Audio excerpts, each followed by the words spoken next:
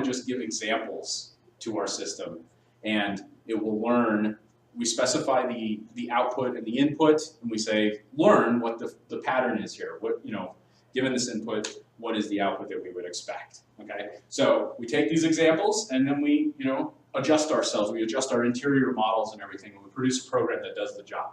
So the program obviously is going to look a lot different from something that's handwritten. It'll be like kind of like a mysterious representation of like probabilities or whatever, like living inside that you didn't actually do. It's just all adjusted. You built the framework, and then all of the weights or whatever the numbers inside of it are all done by the data.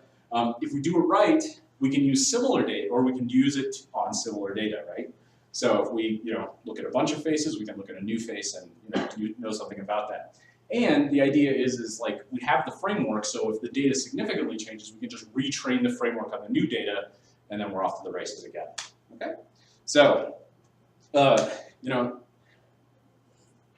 machine learning types. I mean, we're going to just talk about lots of different types, but there's two ways you can learn the data from or two basic overarching ideas. Is you can do it in batches or you can do it in online. And what do I mean by online? So batch learning is like where we have all the data up front, we learn on it, and then we're done with the learning, and we're all about predicting.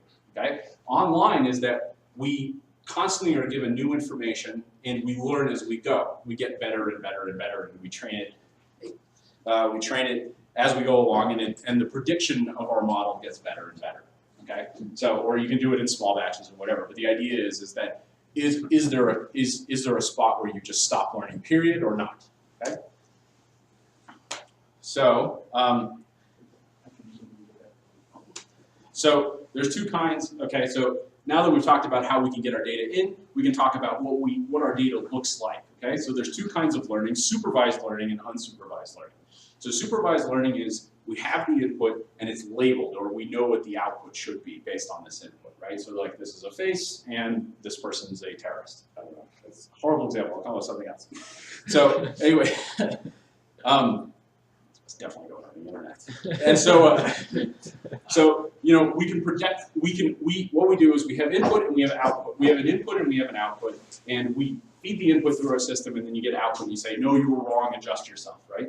Versus something like unsupervised learning is we don't know the output, but what we instead want to learn is some kind of like unknown or hereto unknown features of the data, right? Without actually understanding like what the data is, it's not labeled or something like that. We don't know what this is. We just want to find out that tall people are good at basketball without knowing that ahead of time.